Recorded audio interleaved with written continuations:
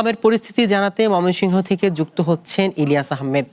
ইলিয়াস, আজ জেলায় নতুন করে কতজন শিশু হামে আক্রান্ত হয়েছে, আর ঈদের ছুটিতে হাম আক্রান্তদের জন্য চিকিৎসা সেবা দিতে নিশ্চিত করবে কিভাবে হাসপাতাল বিভাগগুলো, জানাবেন।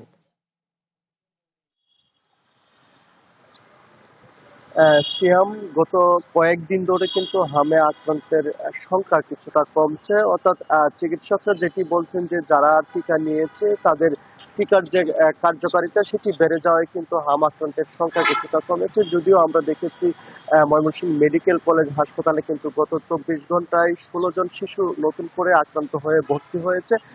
এছাড়াও ২ জন মারা গেছে। এই নিয়ে কিন্তু ময়মনসিংহ মেডিকেল কলেজ হাসপাতালে গত ১৭ মার্চ থেকে এ পর্যন্ত ৩৯ জন শিশুর মৃত্যু হয়েছে, যার কারণে আমরা দেখেছি প্রতিনিয়তই লাইফে কোনো কিছুর গ্যারান্টি নাই, তাই ইন্স্যুরেন্স করুন সিটি ব্যাংকে, কারণ ইন্স্যুরেন্স করলে সিটিতে সুরক্ষা পাবেন নিশ্চিন্তে।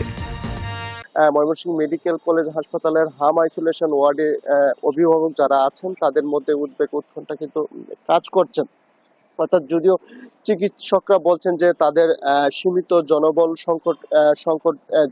জনবল দিয়েও কিন্তু তারা তাদের যে চিকিৎসা সেবা কার্যক্রম সেটি কিন্তু তারা চালিয়ে যাচ্ছেন, সেই বিষয়টি তারা বলছিলেন। এবং আসন্ন ঈদে কিন্তু চিকিৎসকরা তাদের যে ছুটি সেটিও কিন্তু অনেকটাই সীমিত করেছেন। এবং যেহেতু হামের একটি বিষয় সামনে রয়েছে, অর্থাৎ সেই হাম পরিস্থিতি মোকাবেলায় কিন্তু তারা শুধু চিকিৎসক নয়, নার্স স্টাফ যারা আছেন তারা কিন্তু তাদের ছুটি সীমিত করা হয়েছে। এছাড়াও ময়মনসিংহ মেডিকেল কলেজ হাসপাতাল ছাড়াও প্রত্যেক উপজেলা স্বাস্থ্য কমপ্লেক্সে কিন্তু সেই বিষয়টি নেওয়া হয়েছে। এই বিষয়ে আমাদেরকে বিভাগীয় স্বাস্থ্য পরিচালক সেটি কিন্তু আমাদেরকে নিশ্চিত করেছেন। অর্থাৎ প্রতিনিয়ত হামের উদ্বেগ বাড়ায় কিন্তু আমরা দেখেছি অভিভাবক স্বজন যারা আছেন তারা কিন্তু আতঙ্কের মধ্যে রয়েছেন। এবং তারা শিশুদের দ্রুত সুস্থ করে তুলতে কিন্তু চিকিৎসকদের পরামর্শ অনুযায়ী তারা কাজ করছেন। এই ছিল আমার কাছে ময়মনসিংহ মেডিকেল কলেজ হাসপাতাল থেকে হাম পরিস্থিতি নিয়ে সব।